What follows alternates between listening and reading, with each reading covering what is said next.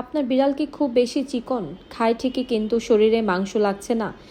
আপনার কি এরকম মনে হচ্ছে যে প্রচুর পরিমাণে খাচ্ছে কিন্তু আসলে ও সেই অনুপাতে মোটা তাজা হচ্ছে না? আপনি কি চান যে আপনার বিড়াল একটু হেলদি লাগুক, দেখতে কিউট লাগুক এবং খুব শাইনি ফার এবং খুব সুন্দর পরিষ্কার পরিচ্ছন্ন লাগুক দেখতে? তাহলে আজকের ভিডিওটা বলবো আপনার জন্যই, এবং আমি আজকের ভিডিওতে শেয়ার করব বিড়ালকে কিভাবে স্বাস্থ্যকর উপায়ে আপনি মোটা তাজা বা শক্তিশালী বানাতে পারেন। একদম সহজ কিছু টিপস আজকে শেয়ার করব, এবং সেই সাথে হচ্ছে ভিডিওর লাস্টে আমি আপনাদেরকে দেখিয়ে দিব বয়স অনুযায়ী ওজনের চার্টটা, যেটা আনুমানিক একটা ধারণা দেওয়া যেতে পারে, সেটাই আমি আপনাদেরকে দেওয়ার চেষ্টা করব। ভিডিওটা শুরু থেকে শেষ পর্যন্ত আপনারা দেখবেন। চলে যাচ্ছি ভিডিওতে। তো বিড়াল মোটা করার প্রথম শর্ত মধ্যে একটা হচ্ছে যে পুষ্টিকর খাবার দিতে হবে। শুধুমাত্র ভাত খাওয়ালে হবে না, থাকতে হবে প্রচুর পরিমাণে প্রোটিন তার খাবারের ভিতরে। যেমন আপনি তাদেরকে দিতে পারেন সেদ্ধ মুরগির মাংস, মাছ কাটা ছাড়া অবশ্যই, ডিমের কুসুম দিতে পারেন, ভালো মানের ক্যাট ফুড। যদি ক্যাট ফুড দিয়েও থাকেন সেক্ষেত্রে চেষ্টা করবেন ভালো মানের ক্যাট ফুড দিতে। অনেকে আছে একটা ভুল ধারণা নিয়ে থাকেন, বিড়ালকে দুধ দিতে থাকেন। ম্যাক্সিমাম ক্ষেত্রে দেখা যায় বিড়ালের দুধটা আসলে সহ্য হয় না, সো এটা না দেওয়াই ভালো। দ্বিতীয়ত আসি, অনেক সময় বিড়াল খায় ঠিকই কিন্তু কৃমির কারণে শরীরে কিছু লাগে না, তাই প্রতি 3 মাস অন্তর অন্তর বিড়ালকে ডিওয়ার্মিং করানোটা জরুরি। ডিওয়ার্মিং কি এবং কিভাবে করাতে হয়, কি মেডিসিন ইউজ করতে পারেন, এগুলো নিয়ে আমার একটা ভিডিও আছে, আমি কমেন্ট সেকশনে সেই ভিডিও লিঙ্কটা দিয়ে দেওয়ার চেষ্টা করব। আর সবসময় পরিষ্কার পানি প্রোভাইড করার চেষ্টা করবেন। শরীরে পানির ঘাটতি থাকলে বিড়াল এমনিতেই দুর্বল হয়ে থাকে।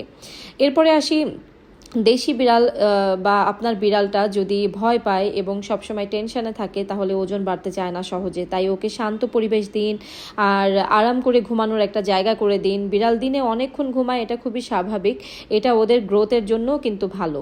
আর যদি বিড়াল অনেক খাওয়ার পরেও একদম শুকনা থাকে তাহলে হয়তো ভেতরে কোনো প্রবলেম থাকলেও থাকতে পারে, যেমন পেটে সমস্যা থাকতে পারে, ইনফেকশন হতে পারে কোনো কিছুর, বা ফাঙ্গাল বা ভাইরাস অ্যাটাকও করতে পারে।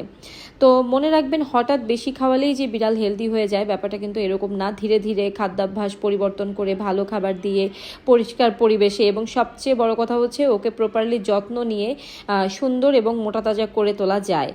তো ভিডিওটা ভালো লাগলে অবশ্যই আমার ভিডিওতে লাইক করবেন। আর এমন আরও ক্যাট কেয়ার টাইপের টিপস যদি আপনি পেতে চান তাহলে আমার চ্যানেলটা অবশ্যই সাবস্ক্রাইব করবেন। তো আমি এখানে স্ক্রিনে হচ্ছে আপনাদেরকে আমি বয়স এবং সেই অনুযায়ী আদর্শ যে ওজনটা, মানে যে ওজনটা আসলে ওদের জন্য ঠিক আছে, সেটারই একটা চার্ট আমি আপনাদের সাথে শেয়ার করলাম। তবে মনে রাখবেন যে মেল ক্যাট কিন্তু সাধারণত ফিমেলের চেয়ে একটু বেশি ওজনের হয়ে থাকে।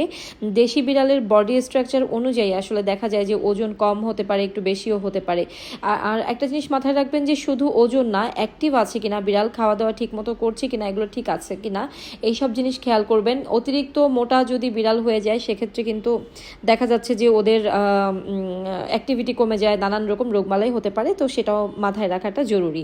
তো আশা করি চেষ্টা করবেন যে বিড়ালের স্বাভাবিক যে হেলথ বা স্বাভাবিক যে ওয়েটটা যেন আন্ডার ওয়েট না থাকে। দেখা যায় নর্মালি ওদের নর্মাল ওয়েটে থাকলেই বিড়ালকে দেখতে অনেক সুন্দর লাগে। তো সবাই অনেক ভালো থাকবেন, সুস্থ থাকবেন। আল্লাহ হাফেজ, আসসালামু আলাইকুম।